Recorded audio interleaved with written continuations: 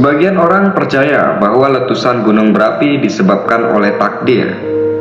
Sebagian lagi percaya letusan gunung berapi adalah petanda bahwa suatu gunung marah karena penduduk yang tinggal di dekatnya telah berbuat dosa. Tapi sains punya penjelasan lain.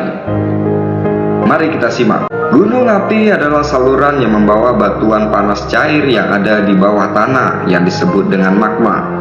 Saluran tersebut membawa magma keluar dari kerak bumi ke permukaan bumi.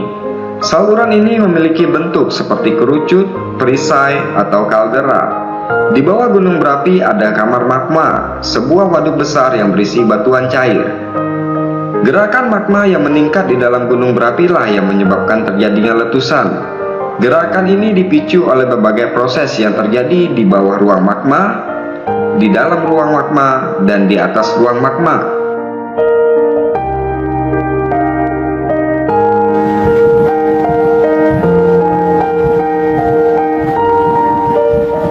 Di bawah ruang magma, gunung berapi yang berada di zona subduksi tempat lempeng bumi bertemu menyebabkan satu lempeng menunjam di bawah lempeng yang lain terus-menerus sehingga mendapat injeksi batuan cair baru ke dalam ruang magma. Di bawah ruang magma itu, panas inti bumi mencairkan sebagian batuan yang ada menjadi magma baru. Batu cair segar ini akhirnya masuk ke dalam ruang magma. Saat ruang itu, yang sudah terisi dengan volume tertentu, tidak dapat menampung magma baru. Kelebihannya akan dikeluarkan melalui letusan. Periode waktu antara letusan bergantung pada beberapa cepat batu meleleh yang dipengaruhi oleh kecepatan lempeng menunjam. Bumi memiliki beberapa zona subduksi dan lempeng subduksi umumnya bergerak dengan kecepatan konstan hingga 10 cm per tahun.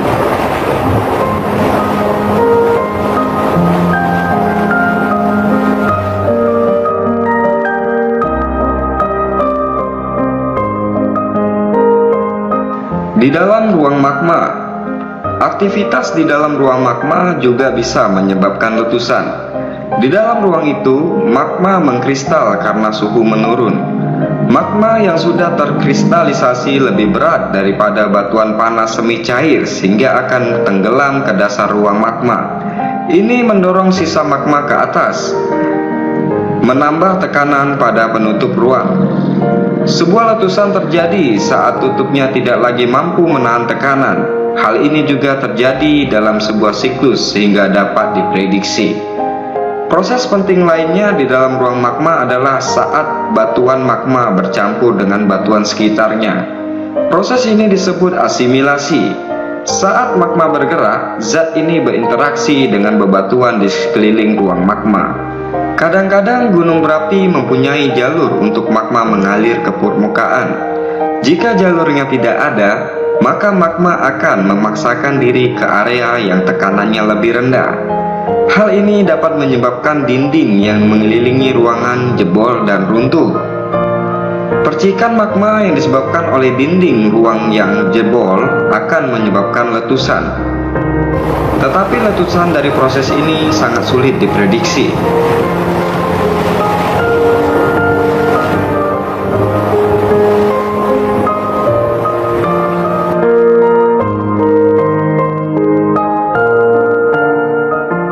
Di atas ruang magma, letusan juga bisa terjadi karena berkurangnya tekanan di atas ruang magma. Hal ini bisa disebabkan oleh berbagai hal, seperti penurunan kerapatan bebatuan di atas ruang magma atau mencairnya es di puncak sebuah gunung berapi.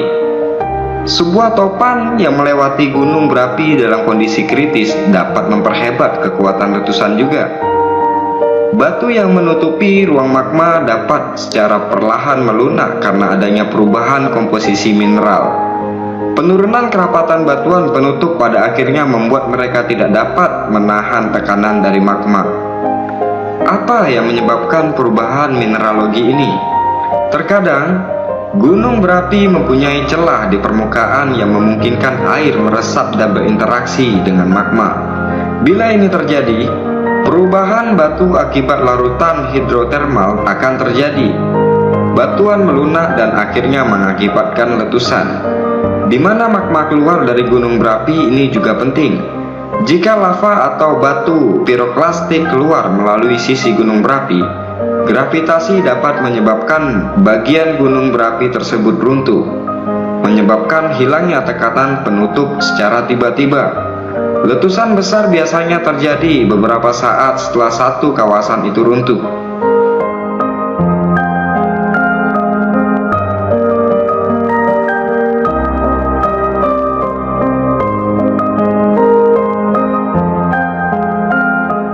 Berikut tadi sedikit informasi tentang mengapa dan bagaimana gunung api bisa meletus. Jika kalian suka video ini, silakan like, comment, and subscribe channel ini. Semoga informasi ini bermanfaat. Makin banyak tahu, makin tambah ilmu.